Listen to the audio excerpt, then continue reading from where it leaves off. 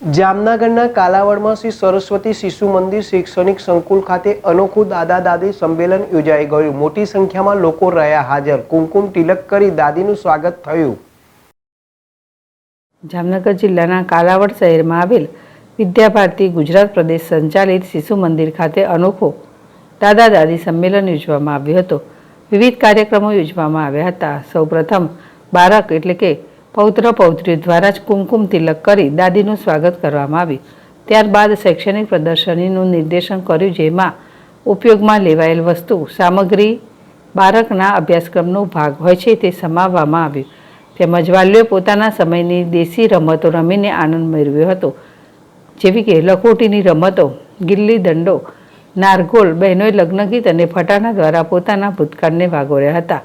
તેમજ આ કાર્યક્રમમાં વિશેષ ઉપસ્થિત રહેલ નિવૃત્ત ડાયટ પ્રિન્સિપાલ તેમજ શિક્ષણવિદ એવા કનુભાઈ કરકર સાહેબે દાદા દાદીનું બાળકોના પાયાના ઘડતરમાં કેવું યોગદાન છે તેની સાહેબે પોતાની આગવી શૈલીમાં શીરાની જેમ ઘરે ઉતરી જાય તેવી માહિતી આપી હતી। વાલી, વડીલો તેમજ દાદા દાદીએ પણ પોતાના અનુભવોનો નિચોડ રજૂ કર્યો। ખૂબ બહોળી સંખ્યામાં વાલીઓ તેમજ દાદા દાદી પોતાના પૌત્ર પૌત્રીઓ સાથે ઉપસ્થિત રહ્યા હતા અને કાર્યક્રમથી ખૂબ જ પ્રભાવિત બન્યા હતા। કાર્યક્રમને સફળ બનાવવા શિશુ વાટિકાના આચાર્ય, પ્રધાનાચાર્ય તેમજ સમગ્ર સંકુલના શિક્ષકોએ અને ટ્રસ્ટીઓએ જહેમત ઉઠાવી હતી। હર્ષલ કંદેડિયા, ZSTV, જામનગર।